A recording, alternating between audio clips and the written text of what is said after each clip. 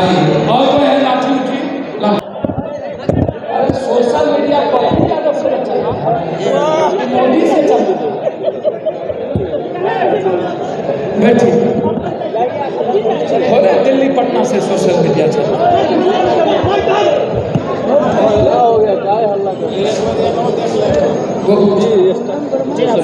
चलिए पॉइंट बताइए 3 पॉइंट का जवाब दो तीसरा कुछ भी पूछेगा तो एक तो सबसे पहले ये आपका ये लोकसभा कार्यकर्ता सम्मेलन आज का हो रहा है। आज बहुत खुश नजर आ रहे हैं, कार्यकर्ताओं ने बहुत साथ दिया आपका, जिस तरह से लग रहा था इस रैली को देख के पप्पू यादव ने हुंकार भर दिया है। सर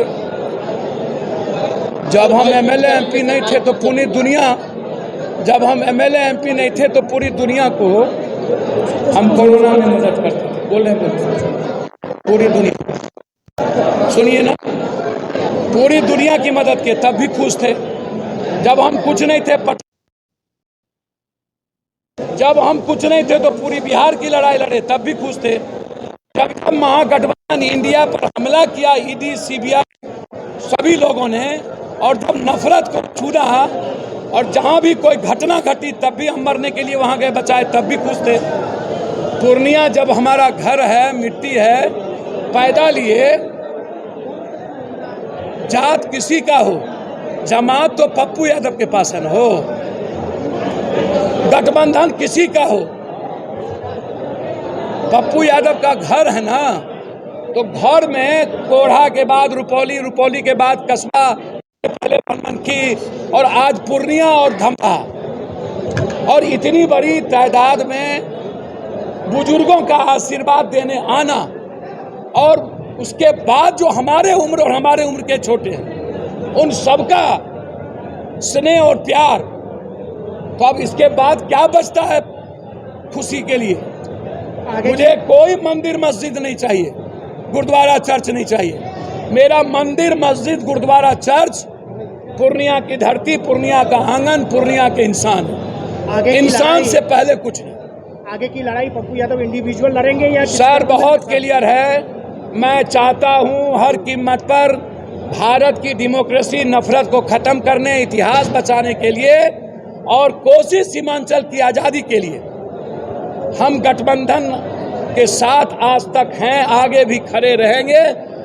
यदि गठबंधन की कोई लड़ाई सबसे ज्यादा लड़ी तो पप्पू यादव लड़ा। यदि सरकार पर जब भी हमला हुआ उसको बचाया तो पप्पू यादव ने बचाया, कोई और ने नहीं।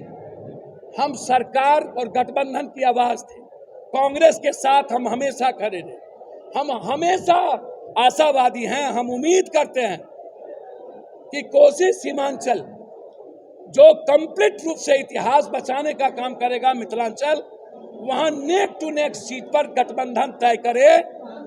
और ये समय का डिमांड है और पूर्णिया की ताकत का एहसास है। आप क्या किसी गठबंधन से बात हुई है? खुद को मानते हैं, लेकिन गठबंधन के लोगों ने अब तक आपको न्योता नहीं दिया। सर सवाल उठता है कि अभी देर खत्म नहीं ना हो गया, कुछ भी अभी लगातार चल रहा है, और लगातार हम जब लगे हुए हैं, अभी मध्य प्रदेश और राजस्थान और छत्तीसगढ़ का चुनाव, दुर्गा पूजा के बाद तो हमने पूर्णिया, अब 29 तारीख को सहरसा में बड़ी रैली, फिर 5 तारीख को सुपौल में है, अररिया में है, किशनगंज में, पूर्णिया पप्पू का। लेकिन जो ताकत है कोसी सीमांचल में, आप पप्पू यादव के बाँ से, घर से, आंगन से, धरती से अलग कर दीजिएगा, हमारे भाई से, हमारे बाप से, बेटे से अलग कर दीजिएगा, इस जन्म में संभव नहीं है। गठबंधन के साथ हम रहना चाहते हैं और हम उम्मीद करते हैं भारत के इतिहास और डेमोक्रेसी को जिंदा रखने के लिए हम मिलकर चुनाव लड़ें। 2025 का चुनाव नहीं है जब राहुल गांधी जी अरविंद केजरीवाल को स्वीकार कर सकता है। आज जिस तरीके से संजय सिंह की गिरफ्तारी, जिस तरीके से ममता पर हमला, जिस तरीके से लगातार लालू यादव पर हमला, जिस तरीके से सिर्फ हिंदुस्तान में 5 किलो अनाज और हिंदू मुसलमान, ये जो हालात है, इस हालात में कोई एक आवाज है तो वो पप्पू यादव है। जब मैं खड़ा हूं तो फिर पप्पू यादव गठबंधन से अलग कैसे रह सकते हैं? लेकिन वर्तमान सांसद ने कह दिया है कि वो 2024 मैं किसी के बारे में कुछ नहीं कहना चाहता हूं। इंडिया गठबंधन के उम्मीदवार हैं। अच्छी बात है, वो उनका स्वागत है, वो क्या है वो जनता तय करेगी। पूर्णिया की जनता सांसद एमएलए एमपी बनाती है, दिल्ली पटना नहीं बनाता है। दिल्ली पटना तय करता है जमीन क्या कहता है, और तय करना पड़ेगा दिल्ली पटना कि पूर्णिया की जनता क्या कहती है। उम्मीद है आगे की। इंडिया गठबंधन के साथ लड़ना चाहते हैं, यहाँ के जो मौजूदा सांसद हैं वो इंडिया अलायंस के हैं। क्या लगता है आपको कि उन्होंने काम नहीं किया, इस वजह से आपको? सर ये जनता से पूछिए, मैं नहीं कह सकता। जनता ने उन्हें किन्हीं को 10 साल दिया, किन्हीं को पूर्व को भी 10 साल दिया। वो 5 साल के बाद कोई आदमी निकलेंगे, किसी को गाली गलौज करेंगे। जात का और ताकत, अरे भैया पप्पू यादव के लिए मैं बार बार कहता हूं, 13.5 करोड़ जनता के लिए ना पप्पू 4.5 साल लड़ा, उसमें पूर्णिया भी आता है ना।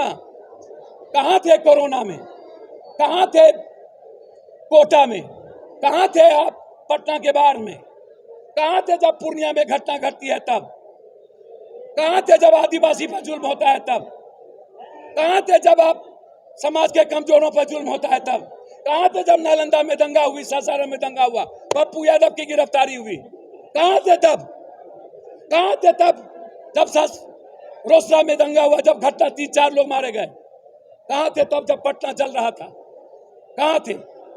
अकेला पप्पू, ना कोई मुख्यमंत्री, ना कोई पीएम, ना कोई कुछ।